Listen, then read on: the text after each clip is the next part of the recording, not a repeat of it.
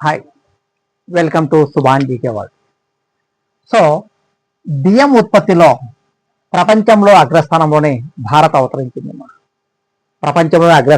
భారత్ అవతరించింది బియ్యం ఉత్పత్తిలో. ఓకే, అయితే 2024 నాటికి 14.9 కోట్ల టన్నుల బియ్యాన్ని ఉత్పత్తి చేసి ప్రపంచంలోనే అగ్రస్థానంగా భారతదేశం నిలిచింది. ఇక రెండవ స్థానంలో చైనా నిలిచింది. 14.46 కోట్ల టన్నుల బియ్యాన్ని ఉత్పత్తి చేసి ఇది ప్రపంచంలో రెండవ స్థానంలో చేరింది. ఓకే, ఇక గోధుమల ఉత్పత్తిలో వచ్చేసి భారతదేశము రెండవ స్థానంలో ఉంది. ఓకే, ఇక మన కాంపిటేటివ్ ఎగ్జామ్లో మనకు వీటి యొక్క శాస్త్రనామాలు అడుగుతుంటాడు. వరి యొక్క శాస్త్రనామము వరైజా సటైవా. ఇక గోధుమ యొక్క శాస్త్రనామము ట్రిటికమ్ ఈస్టివం. ఏమంటాము? ట్రిటికమ్ ఈస్టివం. వెరీ వెరీ ఇంపార్టెంట్ అమ్మా.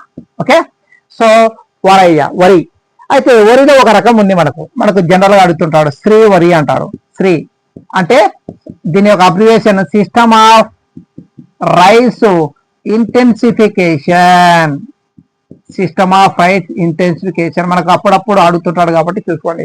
మనకు హరిత విప్లవంలో కూడా ఎక్కువ మార్పులు తెచ్చిన ఏది గోధుమ మరి వరి, కాబట్టి ఇది కూడా చూసుకోవాల్సిన అవసరం అయితే ఉంది. ఓకే, సో కరెంట్ అప్డేట్ లో పరంగా మనం చూసుకోండి. ఫస్ట్ వరి, తర్వాత గోధుమ. Okay, thank you, all the best.